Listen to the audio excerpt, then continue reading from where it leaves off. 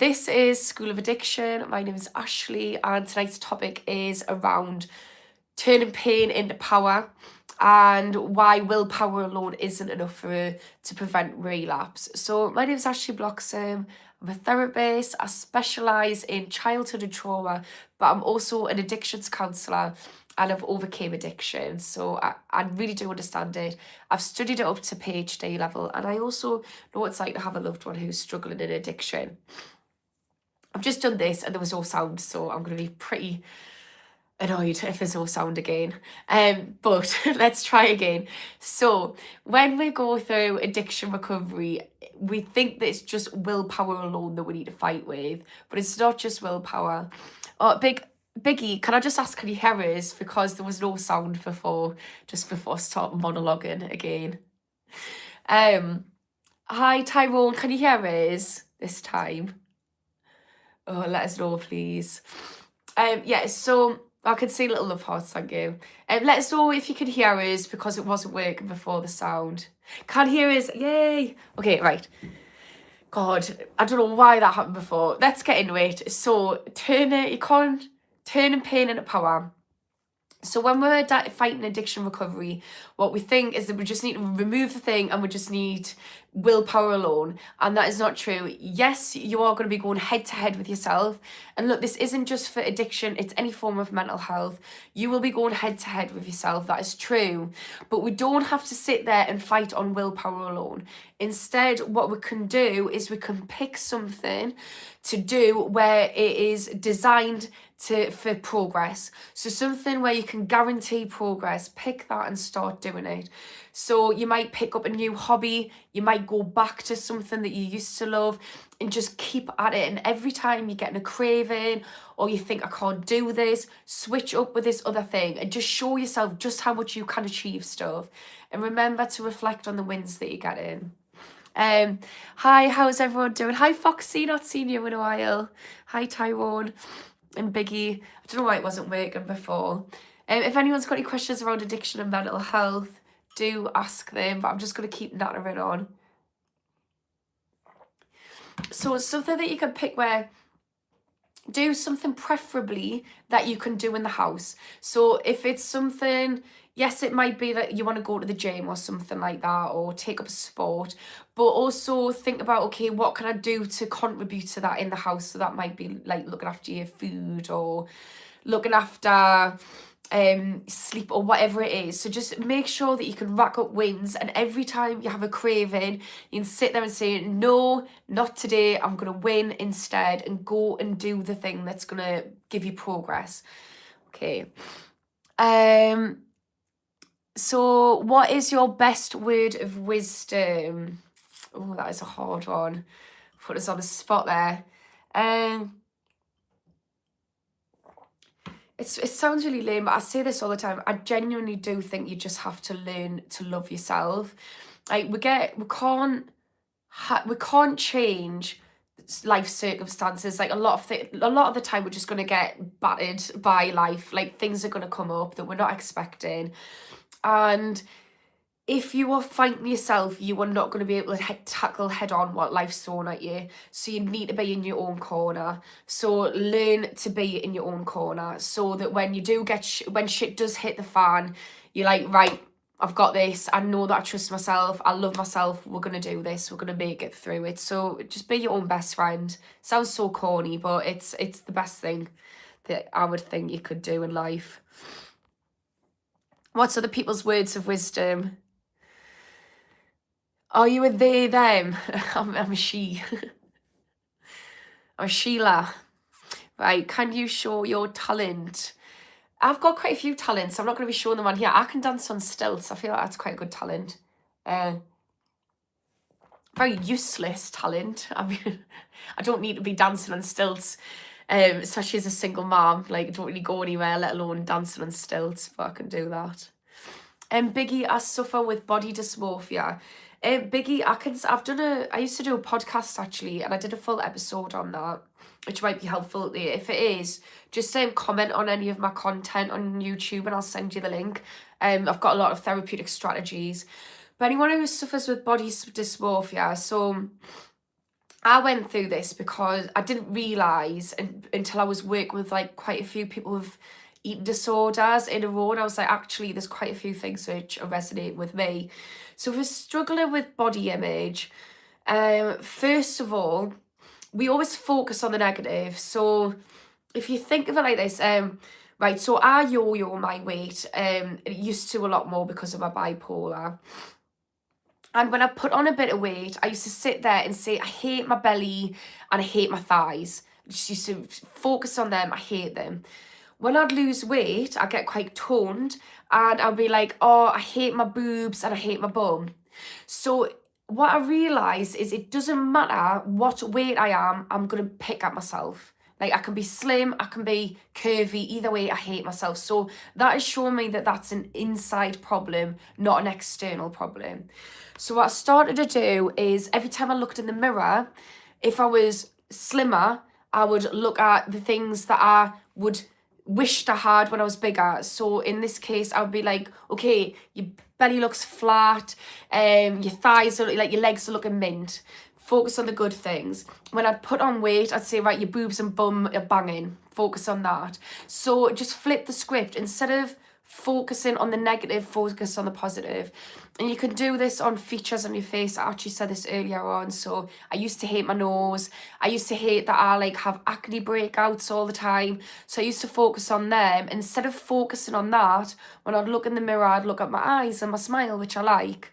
So our brains focus where we direct attention. So there's this thing in psychology about the yellow car study. So you've probably heard it. If you get a yellow car, you're more likely to notice yellow cars. So train your brain to focus on the things you like about yourself and to say it out loud so that you get used to practicing saying nice things to yourself. Another thing is as well, don't just focus on like your body, but also add in aspects of your personality. So like think of somebody who you love, who's got a lush personality. You only notice the positive qualities, whereas somebody who is a bit of a dickhead, you start to notice the negative qualities. So start to focus on the positive qualities of you and just say like, I'm beautiful inside and out, and people are going to be paying attention to that. So yeah, that's what I'd say, like, on the top of my head. So let's see what else. Elijah's saying, I hope she sees my question. What if I'm so incredibly addicted and I literally don't want to stop even though I know it's bad? Elijah, so it sounds like there's a part of you that wants to stop if you're saying that. So somebody who doesn't want to stop would just be defending it in the lines, being like, look, I do this, it's great for me. So it sounds like there's a part of you which wants to stop. Now, a question to ask yourself is that because people are saying you need to stop, or do you genuinely, is there a part of you that wants to stop and you're in denial? I think that's a good question to ask, because addiction's a problem. So it sounds like you're identifying it as a problem that you want to stop, that you can't stop. Well, you don't want to stop it. So, and then if you don't want to stop it, then the can't stop, it's not there. So what I'd ask yourself is this a denial situation where you're kidding yourself, because that's a part of recovery? Or is it that other people in society is making you feel like you're doing something bad, when in reality, you actually enjoy it, you're cool with it, it's fine? Because that's two very different things. And yeah, and I think it's about, if it's the other people that make you feel like you want to stop, break down the shame. Like, you do you, this is your life. If it's you want to stop but you're in denial, look at the positives of why you want to continue doing it, and then think about, okay, what are the negatives? What am I maybe shoving down about the negatives of this that I'm not wanting to face, because that means that I've got to stop and I'm not quite ready? And by all means, go one-to-one with me, Elijah. Stu saying, can you cut a 10-year-old tree with your own hands? No, I cannot. Is that a BS sensor on your arm? Brian, what's the BS sensor on my arm? What we're talking about? What do you know about neuroplasticity? So I'm writing a book and it's basically on neuroplasticity and addiction. So in short, we are just walking, talking neuroplasticity. and the fact that we're even walking and talking is neuroplasticity. If we're talking about neuroplasticity and applying it with addiction, because I think that's probably what you're talking about, or mental health, because it's two sides of the same coin. So the thing is, so let's go back to that body image I was talking about. So we create neural pathways in our brain, and it's then becomes habitual. So think about, if we are talking negatively to ourselves, that is because we have a habit of talking negatively towards ourselves. We've got neuroplasticity around this. So what we can do is we can create a new way of being, a new way of behaving, a new way of thinking about ourselves, about our lives, about our possibilities, and it's all new neuroplasticity, and we get to create it. And if we think of it like, when people say, like, if you learn to drive, it's really difficult at first. It feels uncomfortable. You think, I'm never going to be able to do it. But if you keep doing it, eventually you'll create new neural pathways and you will be able to do it. And it'll just be like the saying of, it's just like riding a bike. The thing with neuroplasticity, though, is first of all, when we can create a new pathway, but that doesn't mean that the old pathway doesn't exist. So think of it like a field of wheat. If you've got an old habit, so this is like addiction. Think of it like, when I feel stressed, I smoke. I'm going to use that because I've quit vaping and it's on my mind. So when I'm stressed, I vape. And there's a neural pathway that links that up.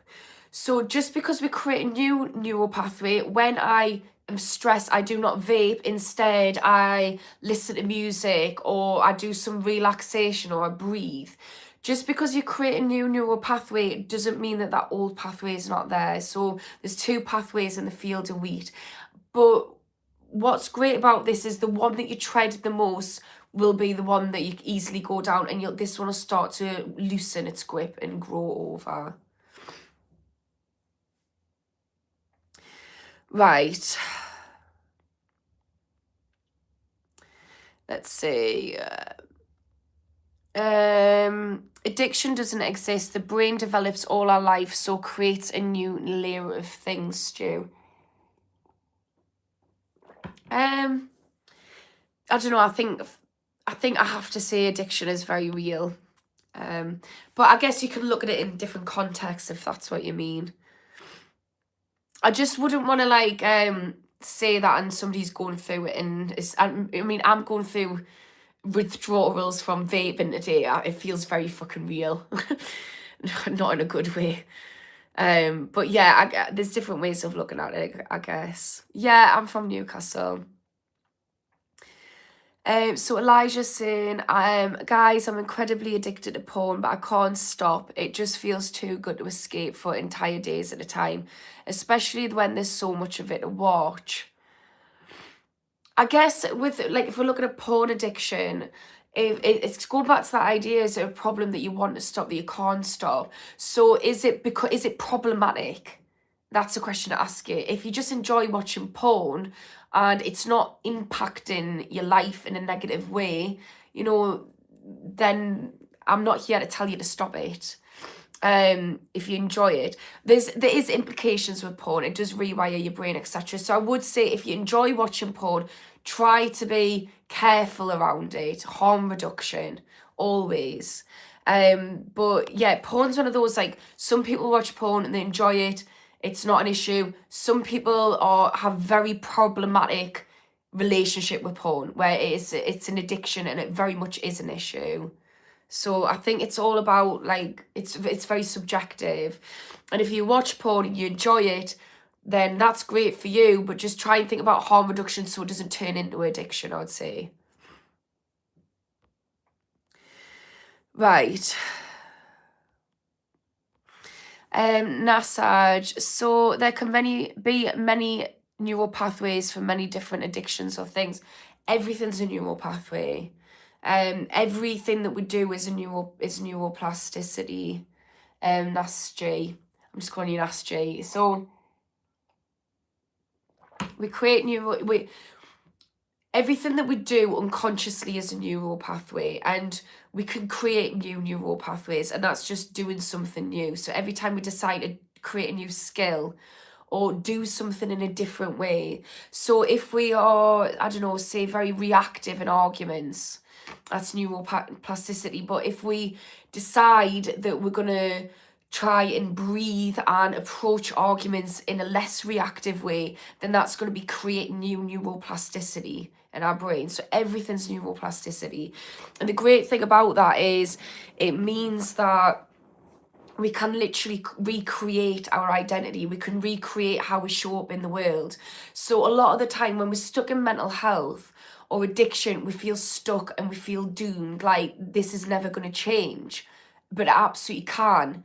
The only thing with creating new neuroplasticity is it doesn't happen today. Yeah, it's hard work. You've got to keep at it. It feels uncomfortable. You don't know what you're doing, but eventually it will click into place. Anybody who's learned to drive and passed the test will understand what that feels like. You're like, what the fuck? Anyone who's learned learns a new skill. I'm doing jiu-jitsu. At first I was like, I know fuck all. I am so incredibly shit. I'm still shit, but like I'm a little bit less shit and things are clicking into place. So yeah, everything's neuroplasticity, and we can change our life. And when it clicks into place and you are operating, think of it like a new operating system. When you're operating from updated software or a new operating system, you're going to look back and think, wow, why this feels so easy now. Like for me, addiction recovery, which isn't just removing the addiction, it's been learning to love myself, stable in my nervous system, with emotional regulation. Like my life, I'm just like, addiction recovery feels so easy. It's not even recovery anymore. I'm just recovered. But that's because I've created a lot of neuroplasticity to create a new way of being. Elijah's saying amazing software update Metadot for. Thank you. It is. Does anyone have a cold in the UK? Because my nose feels like I've been on bags for days. Yeah, I do. I've quit vaping as well, so I also feel like I've been on bags and I want to come down. I'm so fucking angry. Has anyone quit smoking? It's just fucking awful. I've quit ketamine, so ketamine was my addiction, and that was much harder. I've got to admit, like that was fucking horrendous. But I've got to say, smoking is fucking awful as well. Quitting that.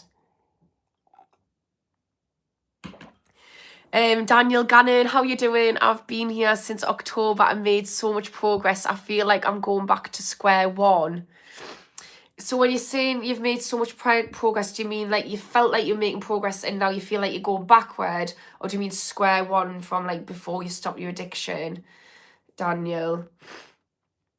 You do know that I'm happy to hash it out with you at any point. You've been absolutely fucking smashing it. Can you just clear that up though, because that comment doesn't fully make sense to us, Daniel. How anyone enjoys Ket, the mind boggles. Well, yeah, it's like one of those things that you sit there and say, well, for me, I'll be like, well, why does anyone enjoy like MCAT? I fucking hated it, but I've seen some people very much enjoy it. It's each of their own, do you know what I mean? So yeah, but yeah, I used to love it, and it fucking ruined my life, and it was ruining my bladder as well. Stu, what do I drink? I don't drink alcohol anymore, unless you talk about this, which is sleep tea. I've quit drinking alcohol in August. I've tried it a few times, so I was like, do I go abstinent? Do I not go abstinent?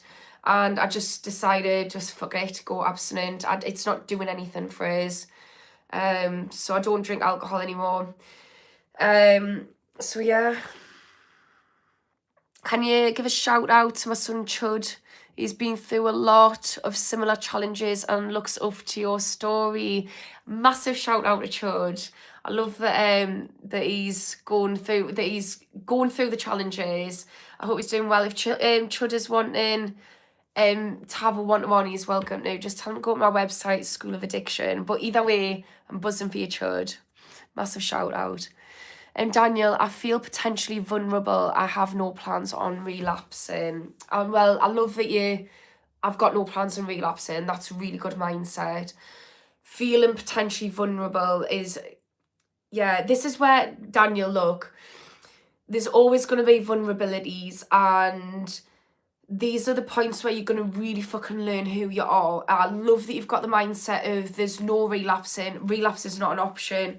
That's brilliant. And, you know, I've got to say, like, so when I first came off my addiction, I was getting hit left, right and centre with severe reasons to relapse. And I've got to say, I did fall off the wagon a couple of times, but I picked myself back up the next day, which I think is just as hard as not doing it, to be honest with you. So we're all going to be faced with challenges, and like, just take a deep breath and say, right, this is fucking hard, and this is going to take more than usual to get through this, but I'm fucking hard, and I've been proving to myself just how fucking hard I am. Since October, you've been showing up and you've been smashing it. So just take a deep breath and go, this is solid, but I'm more solid, and I'm going to come out of this and I'm going to be so fucking proud. So just keep reminding yourself that, and by doing that, you're switching on your prefrontal cortex. You know the drill, because I've spoke about this on my channel a million times. You're switching on your prefrontal cortex, you're taking a deep breath, so you're regulating your nervous system, and you're saying, right, let's face it head on. And that doesn't necessarily mean deal with the craving. It means I'm fucking hard, now what am I going to do? So breathe, so regulate, remind yourself who the fuck you are, and decide what the plan of action moving forward is. Maybe it's distraction, maybe it's ring a friend, maybe it's ring Talk to Frank if you're in the UK, whatever it is. You've got this, Daniel, because you've been fucking smashing it. You have been. Right, let's see what else has anyone got any top tips for Daniel, because he's feeling a bit vulnerable, but he's fucking amazing. So has anyone who's been through addiction recovery got some tips for him? Is it true you got hairy armpits over there? Armpits, me and my friends call it when we get hairy armpits. Not today, no, not today. When I'm on my period, I can't be asked to shave, though. I have a full week off of shaving, just no fucks given. I'm just like, there is no point. So, depends what week you're asking us. Right, Papa, it's good to understand what's going on. Morphine, I had no clarity. It was shit.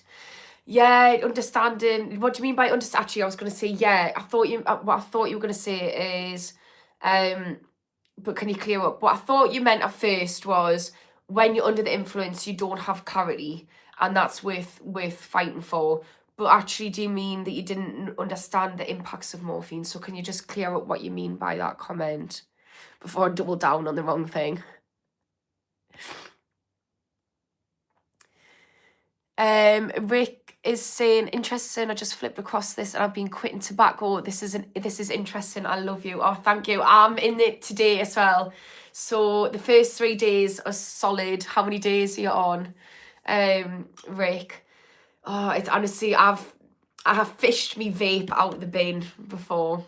Like, literally, like some absolute scrounge, like some fucking homeless person, but in my own house. I fished me vape out of the bin, and then I was just like, oh no, put it back. It's hard though. Weed is a good substitute if you want to quit tobacco. Do you know what it is? I've numbed my brain out too much to be putting any substance into my life. Do you know what it is? I've just literally, I spent the whole of my 20s and my early 30s just fucking on planet off my nut, and I've just been numbing my brain out with something or another, social media, vaping, like nicotine, just something, just constantly. And do you know what it is? I refuse to enter my 40s doing it, so I'm just tackling one shitty bad habit at a time, and smoking so on at the moment. I did drinking recently, and I've got Novocatamine, that was the worst one. I just don't take anything much now. Coffee is everything. It's nice being inside my own mind, but the thing is, guys, you've got to make sure that's a nice place to live. Like, you really got, like, I enjoy my own company. I fucking used to hate it.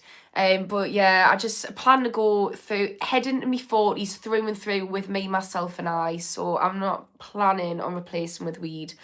But look, also, I do want to say, I know people who have replaced crack, heroin, severe alcohol addiction with weed, and it's worked for them, and like, hats off to you.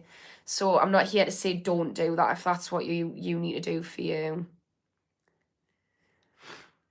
Derek is saying, I'm getting off the cigs and I use 2 nicotine patches. Yeah, I used you know, that nicotine vape thing, but it was just reminders of smoking. Then I had like the tablet things. I think I'm just gonna go cold turkey with it. Maybe I won't though. Chris is saying get the patches, work amazing. Yeah, I think the thing is though, what I'm thinking is, for me personally, and look, you've got to do recovery your own way. But the thing I'm thinking is, I'm only gonna then have to stop that. And I feel like I'm having a really shit week. Like, I am having a really fucking shit week. It's been shitter than shit. So I just thought, like, I'd already said I was going to quit this week. And I thought, do you know what it is? If I'm going to have a shit week, just go fucking help the leather with the shit. Just take all the shit on the head now, and then just know that I'm going to come out of it and there's going to be a light waiting at the end of the tunnel. So I just feel like if I have some nicotine replacement, I'm just going to have to deal with that and just... Me life shit right now, just to get all the shit out of the way and know that this too shall pass. So yeah. Yeah, Yankee's saying I went cold turkey and I'm on 9 years clean on cigarettes. Love that for you. Yeah, I'm just gonna do it. Famous last words, look. I mean, I'm not gonna be embarrassed if I don't do that. And I get why other people are doing patches. I'm not here to shame you. That's just, we've all got to do what's right for us, I think. This too shall pass, Mark. Yeah, for my fucking mantra. A lot more than ever this week. It does though. Like, you've got to remind yourself, like, we have got through 100% of our worst days. I know that is a quote that is not mine and it's cheesy as fuck, but it's so true. And I just keep reminding myself, like, you know, we can't stop life from throwing curveballs at us. We can't stop the shit. But what we can do is just, you know, remind ourselves who the fuck we are. We've got through that. We can get through this, and just, yeah, just go head to head with it. I say, fuck it. Samantha saying, am I lesbian because I'm so gorgeous? No, although I have questioned it a few times. I had one of my weird, so if anyone's had psychosis, you tend to have a common thread in it, or some people do. It's common to have a common thread, and one of my weird little things is, every time I have psychosis, I think I'm gay. And then I remember I do not like the minge.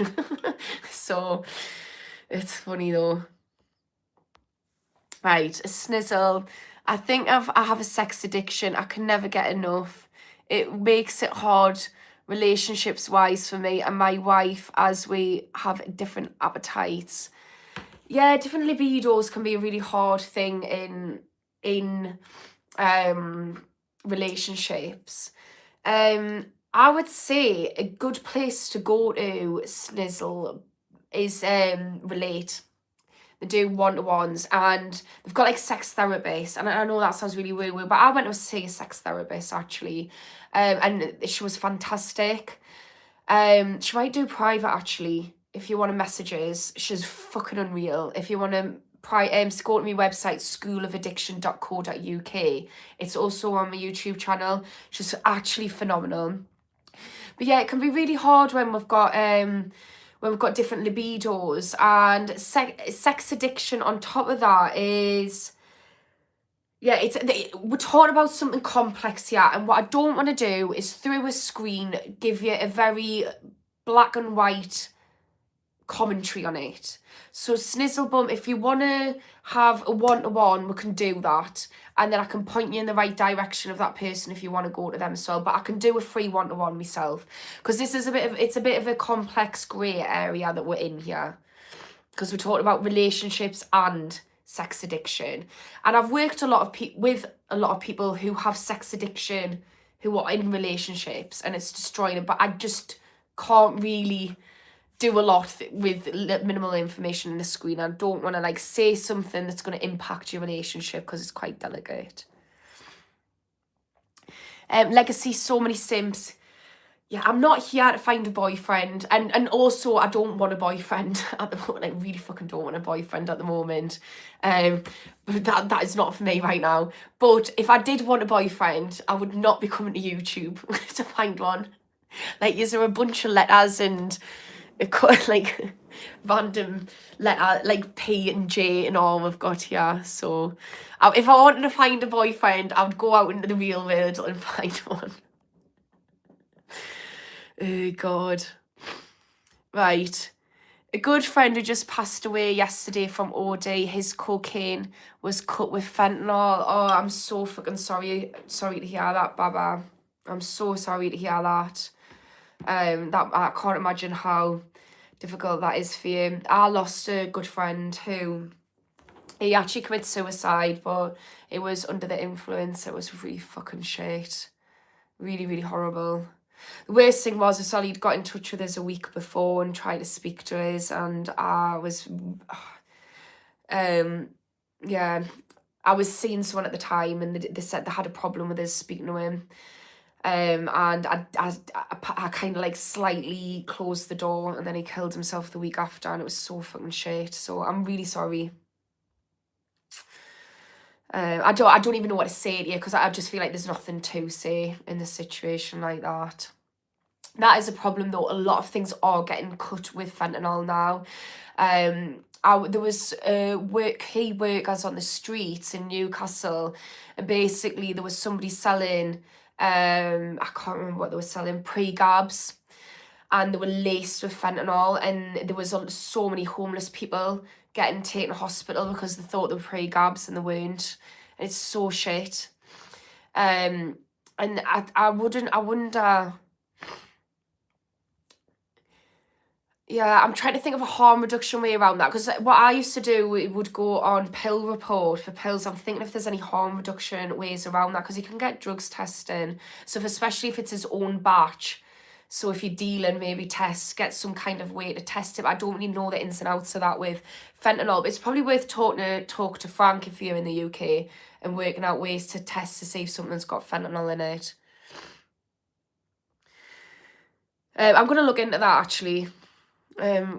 Pre-gabs, crypto saying gabapentins.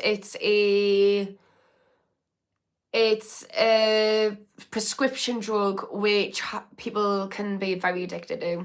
I've tried them myself.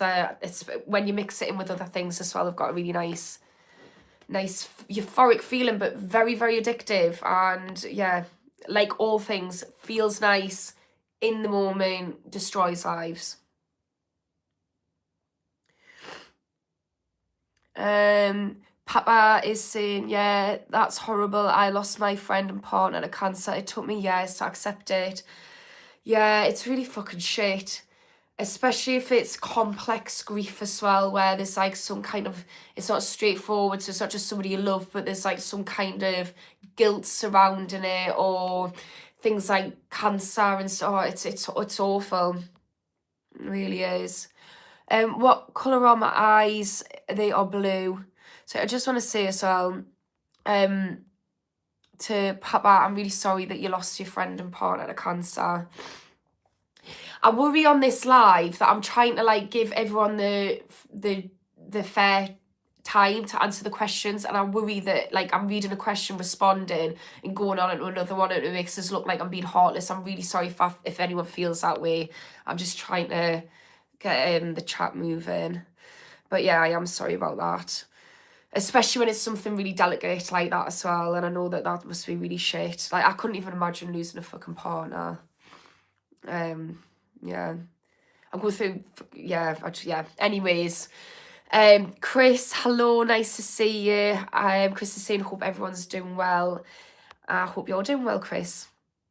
Josh, can I meet you anywhere I need to listen to face to face? No face to face appointments for me, I'm afraid. As I'm addicted to cocaine dipped in promethazine dipped in Pepsi. I've never heard of that concoction.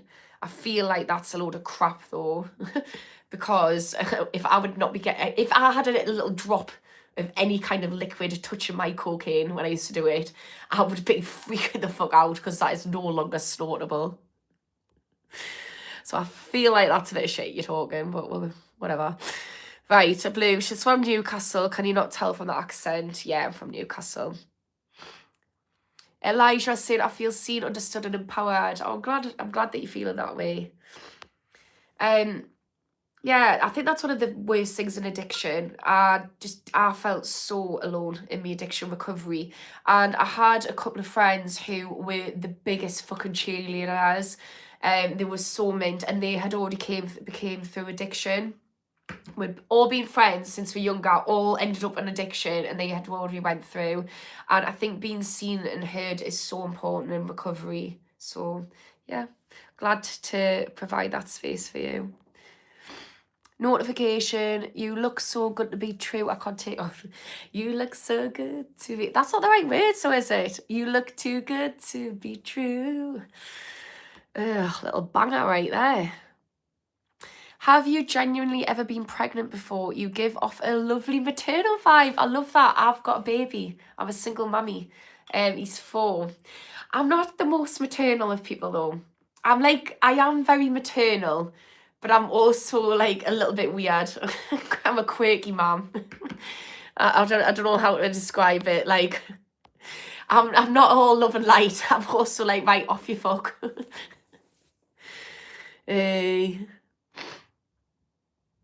Cryptos said Scouser, Pimlet had a good showing this weekend. I'm not a Scouser, but I fucking love Paddy the Baddy, that's for sure. Yeah, I did, but hey ho. I couldn't watch the whole thing as well. I had to just watch the highlights. I just love him anyway, so I think he's fucking mint. He's a very nice lad. Right, regulator. Have you ever counselled people with an addiction to anabolic steroids before? No, I haven't. But all addictions are the same. So whatever the addiction, the same principles apply. Regulator.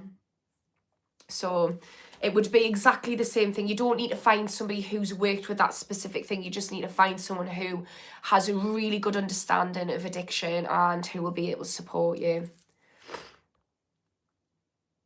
Right, for instance, I've quit the addiction of ketamine, and I'm quitting vaping. I've quit sugar, which I've recently had to fucking go back on because I know you don't hear people saying relapse on sugar, but it started sneaking in. But I've used exactly the same principles that I'm using for quitting vaping as I used to quit ketamine. It's exactly the same. Irene saying wash your hair. I actually just watched it before I came on. This is natural. I don't even know what you call it. Like tats. Your natural tats. Anyway, I'm not answering that. Right, did you ever have an experience with nanotech in heroin? Is that where you can have a little implant? A little implant that stops you from using. So I know my best friend overcame heroin and she's told us about that a few times, and she said, so there was someone who she genuinely thought was going to die an addict, and he was a horrendous addict. Like, I'm not saying in a negative way, I'm not saying anyone's horrendous for having addiction, but I'm talking like really knee deep. That looks like it's to end game kind of addiction, and he said it saved his life. So yeah, if that's what you're talking about. Patrick is saying you need a man. I do not need a man. I've just literally came out of a relationship, and I definitely do not need to be in a relationship. I need to heal from that relationship. I'm going through the thick of it at the moment. So no, not meant for me, please. Not now. Not for a long while. Some people on you are just dickheads. I'm on the job, yeah. Yeah, some people do just say things that I don't give a fuck if people are griefing or being messers, to be honest with you. It just goes straight over my head. I think overcoming addiction does something to you. Learning to love yourself when everyone's calling you a disgrace. You'd learn to get some thick fucking skin with that. So yeah, it doesn't bother us. Yankees, sometimes a new man can take your mind off an old one. Yeah, I just don't want to. I just need to feel. The thing is, like, I think one of the things is, so this is the first time I've had a genuine heartbreak, like not a fling or something, like a big one, whilst sober. Like, well, no, I had to do, actually, the last time I had to do it with my son's dad, that's a lie. But I was still allowed to have drinks and stuff like that. So this is just completely teetotal. Like, I'm not even vaping. And I kind of feel like I want to feel it. You know, I don't want to push it aside. I don't want to push it down. I'm just going to do my thing, feel it, and know that I'm going to come out the other side. And, yeah. And I think moving on to a different lad it's like a temporary fix. It's not going to... It just means you've got to deal with it later down the line. So, yeah, it can help, but yeah, just going to do it the good old-fashioned way. And that's the thing, when I got out of a relationship in the past, I've jumped straight into another one, like a fling, and then another fling and another fling. So I don't really struggle to get people, so just like constant flings, and this time I'm just going to do it old school. So, yeah. Anyone got any top tips for anyone who's going through anything shit and they're trying not to relapse? Or has anyone got any questions around addiction and mental health? So anyone got any comments which are going to support people in addiction recovery, or anyone who is struggling with mental health who's got any questions? Because I'm a therapist, for those who are new to this channel as well. It doesn't help if getting clean 12 months before any relationships, Sean. Yeah, I know ANNA say don't get in a relationship. I mean, look, I got sober and then had relationships. That was fine for me. But it does bring up a lot of stress, and you need to be aware of triggers, and do you want to be adding in a trigger? But yeah, each to their own, I'd say. Prayer is ineffective. Check out the STEP experiment. It's very interesting experiment on prayer. Never heard of the STEP experiment. I'll have a look into it. Recovery supported housing if being at home is not working. Afternoon tea. I know people who've been in recovery supported housing, and there's just been everyone getting wrecked together. Yeah, I mean, I don't know if that's the experience of everyone. This is just like, you know, what is anybody been in recovery supported housing? I just can say what it was like for them, their experience of it. Alec, what to do to stop reaching for something accessible? I lock it, I put it far away, I always have it anyway. Far away, I always have it anyway. What do you mean? You lock it and put it far away and have it anyways? Do you mean you try to put barriers in and just end up doing the thing anyways? Yeah, if there's a will, there's a way. Like, if there is a will, there is a way. Absolutely. I would, like, you've got to, like, putting barriers in your way is good when you're ready to stop, but you have to be ready to stop. Because if there's a will, there's a way. Adam, I'm actually just started opening up the idea of God again, to gain the idea of some kind of positivity, because I'm shattered and drained. Or Adam, I've got to say, my spirituality is my absolute fucking rock. If I wasn't spiritual, because I do genuinely, like, believe that everything happens for a reason. If I didn't have my faith, I'd really... Yeah, I've been through some fucking shit, and I don't know if I would be able to be still standing without it. So hopefully it does bring you some positivity. But also we don't have to lean solely on faith. And if people aren't spiritual or religious, that's okay. I would say community is a big thing. Try and find your tribe, or if you've got a tribe, lean into them. Yeah, and if you want a one-to-one, go to my website, schoolofaddiction.co.uk. Like, feeling shattered and drained, Adam, is an awful place to be. And I've been there. It's not fucking nice, but it is possible to get out of it. And if I can support you in that, it's absolutely free. I'm happy to do that if you want to take us up on the offer. Wayne saying you'd brighten anyone's day. Thank you. We should meet my friends as well. They are day brighteners. They're lovely. Faith is believing in something without any convincing evidence. Yeah. And look, you can just believe in the fact that everything works out. Like, take stock of your life and just think, like, you know, anything good that happened usually wouldn't have occurred if something bad hadn't have happened. So, like, I always think about that, like, you know, like, let's have a think. So, say you're having an addiction. Like, for me, okay, I'm doing this now. I love this. I actually love sitting here 5 nights a week doing this with you guys. It's a blessing. I never would be sat here doing this with you guys if I hadn't have had an addiction. There's always something good that came out of it. Maybe you have, like, you lose a job. So I lost a job. I fucking hated it. I then ended up going to uni, which meant that I learned about addiction, which then meant I learned how to be a counsellor. At that time, I thought my life was shattered. This is my favourite job. I've just been sacked. It's the worst thing in the world. But if I didn't get sacked, I wouldn't have went to uni. So, like, even if you don't have faith in, you know, religion or spirituality, have faith that, you know, life is always changing. It's always going up, and then it goes down, and then it comes up again. That is guaranteed. It happens for everyone. It's fact. It's law of averages. So have faith in that. Might feel shit and drained now, but it's going to feel good, and proactively drive yourself toward that place that feels good. Wayne is saying you are so mentally strong. How do you achieve this? It's a skill. I saw this thing, I say it all the time, but it made us laugh. Like, it says, if you see us thriving, don't think this was plan A, this was plan Z.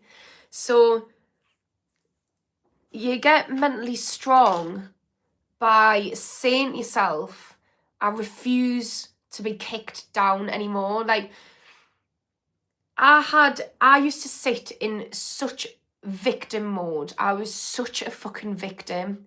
And I'm not I don't shame myself for that. But I was sat there thinking, my life's been shit.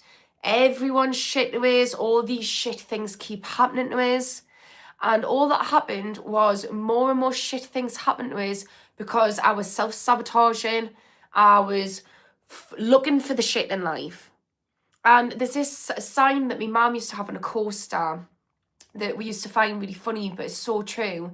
And it says, the floggings will continue until morale improves.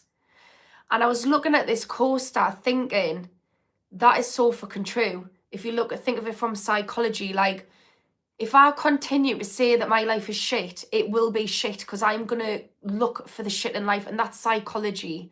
Like, we look, like, where we put our attention is where our life will grow.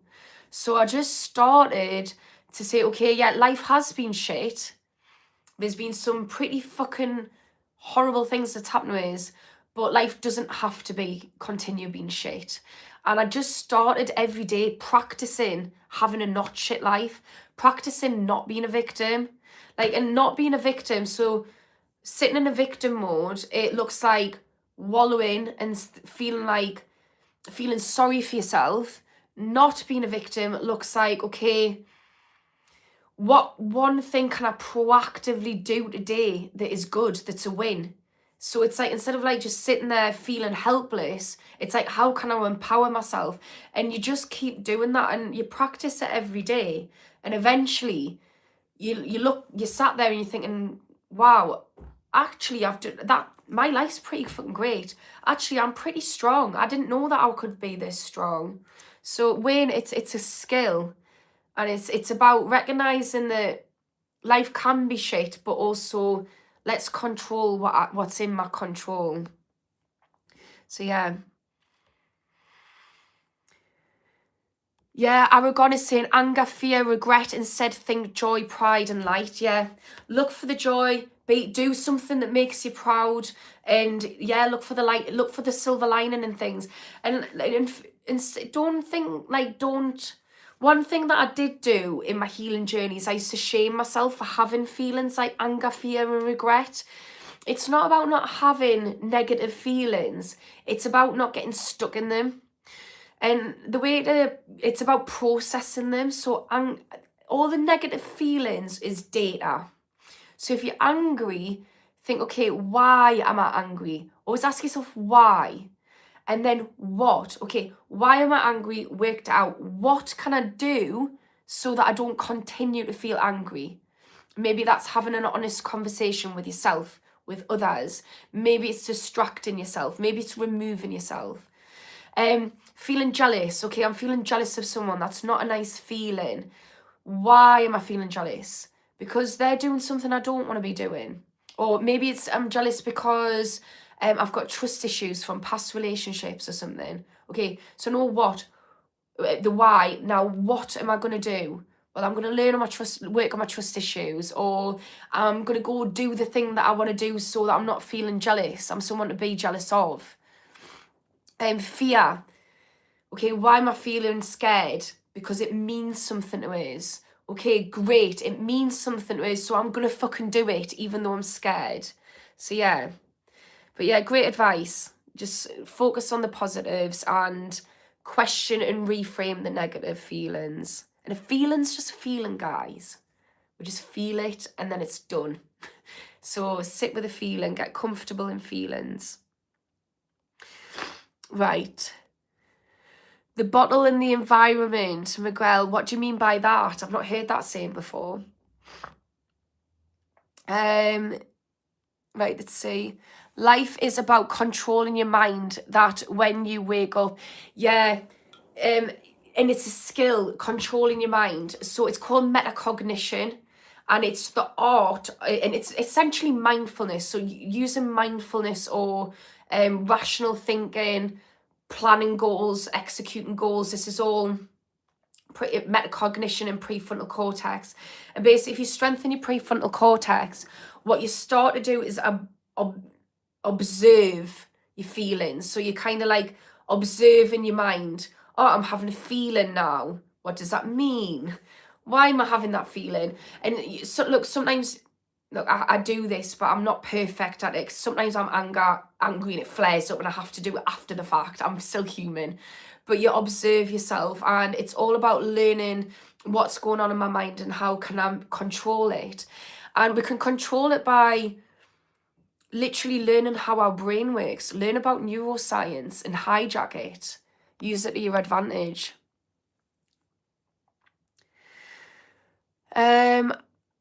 David is saying, I'm looking for a girlfriend. So I'd say if you're looking for a boyfriend or a girlfriend, so a good way to find a partner, I would say, is try and do it the old-fashioned way. Try and do it like in flesh. Because look, the thing is, so dating apps, one, there's a lot of avoidant and anxious attachment styles on there. It's riddled. So you're going to find it really difficult. And also it's gamified. So the other thing is, problem with meeting people online is women, we assess people like lads. If this is hetero relationships I'm talking about, obviously it's different if we're not, but we'll just go off hetero relationships because that's what I know the research behind. But women assess lads if they fancy them straight away off their smell, because it's assessing whether our genes are compatible. So you hear people saying, oh, he give us the ick, I went on a date, he did this, he gave us the ick. No, what's probably happening is you've met him online, you've went and met him, and you're not compatible genetically. So you think he's giving you the ick when really your body's just going, mm-mm. So if you meet people in person, you're cutting all of that out. So a good way to meet people in person is go to a place which is dominated by the opposite sex. If you're hetero, that is. So I'm not interested in meeting somebody, but for example, what I realised for my single friends is when I joined jiu-jitsu, like I am the only girl in the class. So if I was a lad, to flip that on its head, and I was wanting to meet girls, think of a hobby that you like, maybe, I don't know, art, go somewhere where it's mainly female dominated and get to know people naturally. So yeah, that would be my advice if you're wanting to find a girlfriend. Start going to netball classes. Don't be pervy with it, so do something that you gently. Don't go there just to perv on people, by the way. I'm not saying that. But I'm saying, like, put yourself in spaces. Do you know what I mean? Like, put yourself in places where women are. Don't just go and be the creep. Because women pick up on creepy energy as well. But just, yeah, put yourself in a position where you can meet people is what I'm saying. And just, yeah. And also, another thing, if you want a girlfriend or a boyfriend, like you want to be in a relationship, think about what is it that I want that person. Like, write down a list. What would my ideal person look like on paper? And then all them things that you wrote down, score yourself out of 1 to 10 of where you score on each of those things and start working on it. So if you're wanting somebody who is emotionally intelligent, and then you're like, well, actually, I kind of not that emotionally intelligent myself, go work on it. If you want somebody who is really calm and you're a fucking nightmare, work on calming yourself. So go through the list. So work on yourself, make yourself the most desirable partner, put yourself in spaces where you've got opportunities to meet people. And learn to love yourself. Very important. Day in, day out. Right, anyways, I'm going on a date with you, walk on the beach. No, we are not going on any dates anytime soon. Right, Jay, when started recovery, girlfriend or boyfriend is the last thing you want to do. Yeah, or maybe it's something that you want to do, but you've got to think, is it a good idea? I will say, like, I try to be real on this channel. I did date in me recovery. But also, and it is a good point, because if it doesn't work out, that can be a huge thing. And do you really want to risk relapsing over a situationship? So yeah. Hello, my name is James Lunatic. I'm a legit lunatic, actually, on paper. I've got bipolar, so I've been sectioned. So literally in the loony bin before. I'm managing it now, though. I'm actually going through, I think I'm getting a spot of hypomania now, but I'm starting to manage it. I'm getting quite good at managing my bipolar, which is a relief, to be honest with you. Yeah, I've been diagnosed with stage 3 diabetes. It's all because of you. Oh, for God's sake. That made us laugh. It was unexpected, but please stop. Right. Chris, remember this channel is to support other people, yeah, to lift each up and make each other feel available to those in need. Respect those who open up here and cheer them on. Yeah, look, if this is not Hinge or Tinder, guys, if no one's got any questions around addiction and mental health, I am going to end it. Oh, Deathhawk, I did not even know you were on here. I've just seen your time zone out. Hello, Deathhawk. How you doing? Anyways, I'm going to spot about if anyone's got any questions around addiction and mental health, I'm happy to answer. If not, I'm going to leave it. Nima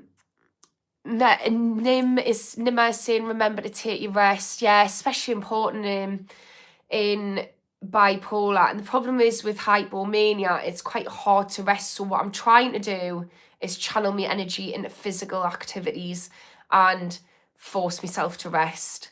And slow my speech down and stuff like that. Has anybody got bipolar on their channel? Any top tips? I support European women feeling safe walking at night. Love that. Rooster, that is nice. Methadone is the answer, not gibberish therapy. I do know some people who's went fully cold turkey, but I know people who's went on methadone as well. I watched my friend fight for life on it. I would say, I would say that do whatever it is that you need to do to get out of addiction, and you know that might be methadone. There's different things. Somebody was talking about this chip that you can get before, like a nano chip. You can also, but I know that costs money as far as I know. If you struggle with alcohol, there's the Sinclair method. There's loads of different things. So I'd lean into every avenue, guys. It's going to be a big fight, and you know, if you're going to go to war with something, like get the resources, as many resources as possible. Set yourself up for win, not failure. Risa saying congratulations on your sobriety, great job, thank you. I am 8 days away from being 4 years clean now. I had because I started a new app because I've quit vaping, and I thought, oh, I wonder how long it is. It's 8 days. So it is doable, guys. And I also, in the early stages of recovery, also had to deal with becoming a single parent, a 10-year relationship breakdown, losing most of my family and friends, severe mental health to the point of being suicidal. Yeah, it was hard. It was hardcore, but it is doable, guys. So keep at it and just do whatever you can. Daniel, 3 months no vape. Love that for you. What's your top tip for anyone who's also getting off the vape train? Systematic is saying, would you put a little fishy on a little dishy when the boat comes in? Oh my God, my dad used to sing that song. Dance to your daddy, sing to your mammy. My dad used to sing that to us, so I sing it to my baby. I've got like a 4-year-old, he's not really a baby anymore. But yeah, I used to sing it to him when he was a baby to sleep.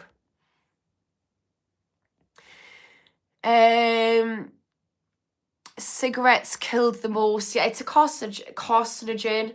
The problem with smoking is, unless you're dealing with something like COPD or, you know, something like that, or that like throat cancer or whatever, the problem is, what I've found, and I don't know about you, this is my experiences with ketamine, there was some very clear problems showing up in my life day in, day out. It was a very clear, this needs to go. The problem with smoking is, it's not today that there's no immediate, you need to stop this. It's like I'm having to think about what is actually in 20 years going to be, grateful that you stopped today. So it's really hard to get that motivation, that hook, you call it. So with addiction, it's all impulse, like it's the limbic system, it's all emotional side of our brain. So it's good to involve long-term thinking. So for me, what I've done, I can't fully say it's been successful because I'm on day one, but I believe in myself. I've gotten over a ketamine addiction. I'll be able to do this. But one thing you can do is think about, okay, who is going to be grateful in 20 years? Not only me, that I've managed to stop. So for me, it's my son. I'm like, I want to have as much time on planet Earth with my son as possible. This worked for my dad, quit smoking as well. I can't remember what the stats was, but he basically met somebody on a train who was a heart surgeon, and he said, I have never performed heart surgery on somebody under the age of 55 who hasn't smoked. And my dad said that, and he was like in his 50s, and he was like, that was a wake-up call. So stuff like that can be helpful. But yeah, it's really fucking hard. Let's says you, I don't know how you say your name, let's wash it. Or let's wash it. Says you seriously deserve way more subscribers. Thank you. Yeah, if anyone could give us a subscribe, that would be helpful. Get us to the right people. Frog Physics is saying, what happened? What do you mean? What happened? Team Use, Cheryl Cole. Parkhead boy. That is a crease. Me and my friends say that all the time. Team U versions. That's made us think of my friend Barbie. Yeah,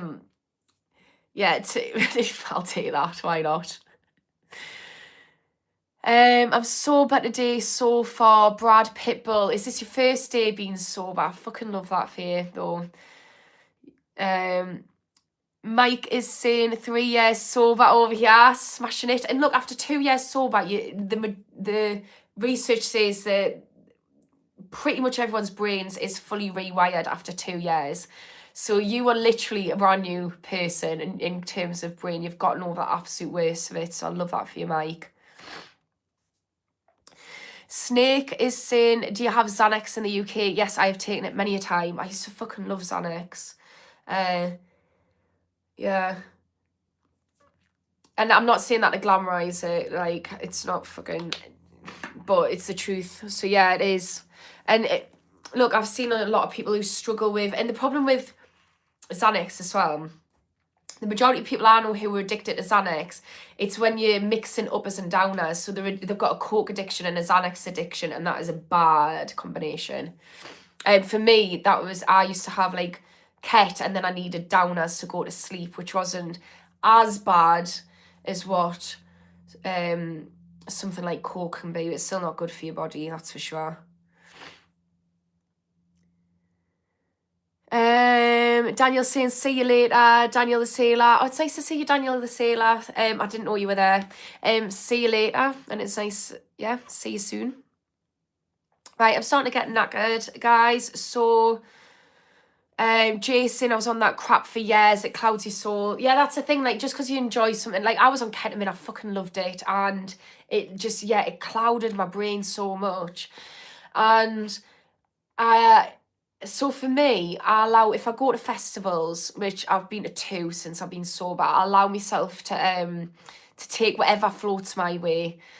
And I ended up having some ketamine. Now, this was my drug of choice. And it like floated its way, and I was having some keys of it, and I was just like, what the fuck? So just as something feels good in the moment, it doesn't feel good after. I ended up in the fucking medical tent because I was that confused about who I was, where I was, and I was like, that is horrible. Like, why was I doing that to myself day in, day out? I don't know. But it's fucking mental. It's mental what addiction does.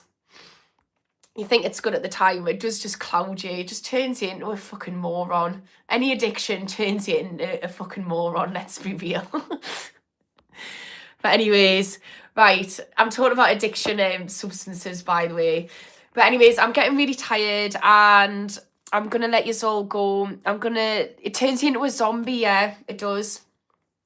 And this is the thing, like, you think at the time, there's me and a person who, I'm not going to use the name, but their name, that they've got like an alter ego, because I like to call me addiction an alter ego. I encourage us to do it.